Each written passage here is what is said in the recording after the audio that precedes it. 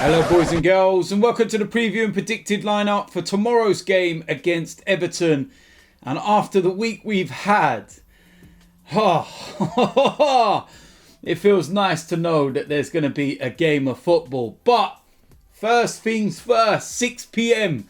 at the Emirates. Of course, tomorrow there will be the protests about Stan Kroenke, and I'm not going to go into detail in this, part here about the fans forum with Josh Kroenke and everything else. Check out DT's Daily tomorrow, and you can see my thoughts on that. But yeah, we get a game of football again, and it's going to be a tough game. Everton, they're having a decent season. They're above us in the league, but if we do win this game, we do go above them on goal difference, and we would be in 8th place.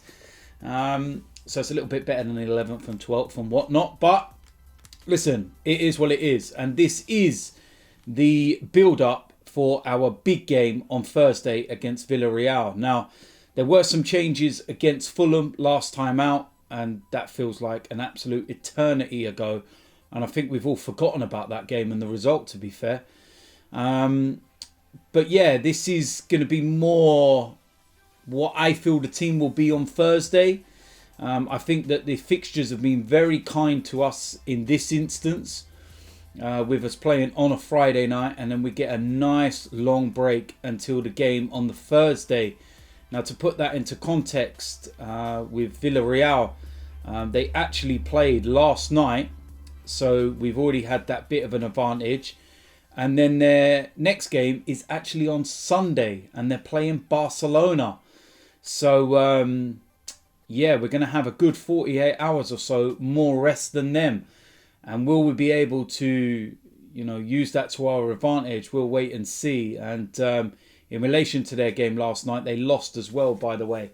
But listen, the team, like I said, is going to resemble, for me, what we're going to pick in the Europa League games. I don't think that the protests or anything that's going on outside of the stadium are going to affect the players inside. It would have been very interesting to see what tomorrow would have been like if fans were allowed in the stadium and we could have taken our protests inside. Also, it'd be interesting to see what happens outside and the numbers. But from what you're seeing and what you're hearing, it should be a good one. And it's an opportunity for everybody to, have their voice heard. And don't sit back and don't think, it's meaningless and it's not going to do anything. If you've got the opportunity and you can get to the Emirates at 6 p.m, be there. It's as simple as that. So team lineup, like I said, is going to be an interesting one. And I do feel this will be a gauge as to what we do on Thursday. So with that said, this is what I would go with. Starting off in goal, Leno. Bringing back, Matt Ryan played against Fulham. Good opportunity for him to get some, minutes. And he was involved in our goal with a pre-assist. But Leno comes back in goal for this game. No question about it. In the back four, first of all, on the right-hand side, Callum Chambers. And I feel that he's probably our first choice right back right now. Ahead of Cedric and ahead of Hector Bellerin. And that says a lot. Now, right centre-back, I'm going to go with Rob Holding. And he's been really good over the last few games. And with David Luiz still out, although I have seen images of him back in full training. So that's a good sign. Rob Holding will start this game. Alongside him, I'm going to go with Pablo Mari. And I've said this so many times now. I feel that Gabriel and David Luiz are our best partnership pair. And Rob Holding and Pablo Mari are our best partnership pair. If you start putting either one of these players with the pairs, and it just doesn't work out. You could see it even with Gabriel and Holding. It just doesn't feel as assured as what it does with Holding and Mari. And then likewise, you could put, Holding next to Mari or vice versa and everything like I'm trying to explain. And yeah, so for me, Pablo Mari starts. Going to left back, Granit Xhaka. Keep him there. He's been excellent since he's been deputising for Kieran Tierney. And I don't think we need to change it, to be fair. And that's what I would do. In the midfield, first of all, Thomas Partey. And we're really starting to see more of the Thomas Partey that we signed. And he's getting the minutes, 90-minute games completed, over the injury niggles that he had. And he's really starting to show, you know, glimpses, shall we say, of what he's about.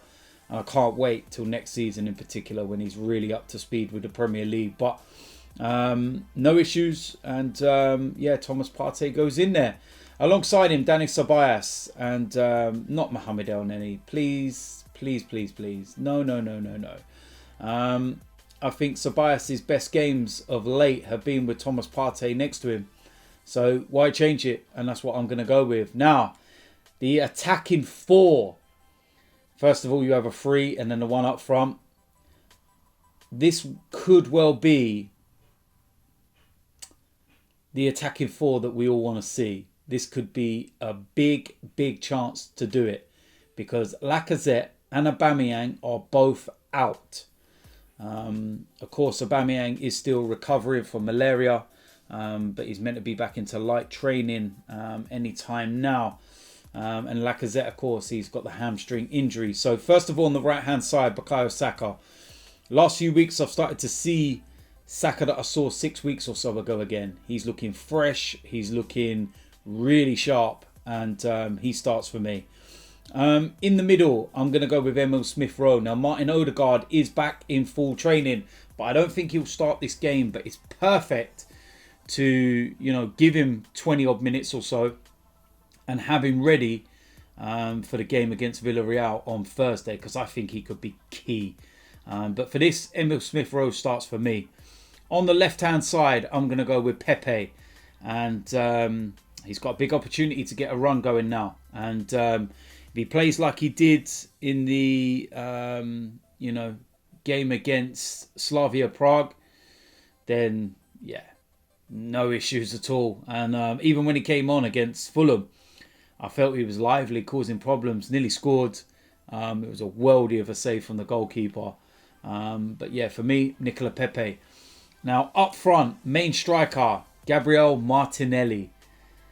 Listen, play him through the middle. His statistics when he's a main striker are insane. That attacking 4 could be so enjoyable to watch.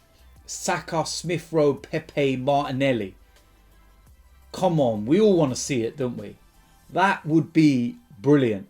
And Martinelli is getting more and more minutes under his belt. And it's his time to shine. It's his time to show that he should be in this team. Whilst Lacazette's injured, whilst Aubameyang is still out. Perfect opportunity. And I can't say much more than that. The attacking 4 there, like I said, that's looks nice. Looks really nice. So my 11 would be Leno, Chambers, Holding, Mari and Granit Xhaka. Thomas Partey, Dani Ceballos. And then an attack of Bukayo Saka, Smith-Rowe, Nicola Pepe and Gabriel Martinelli. So I think that's a strong lineup. I think that will be pretty much near enough what we will go with on Thursday for the first leg as well. But one game at a time. Let's try and get these 3 points. Let's try and climb into 8th place at a minimum. And go into that game on Thursday full of confidence. So if you're new around here, make sure you hit the subscribe button. Smash a like on this video. And I will see you lot soon. I'm out of here.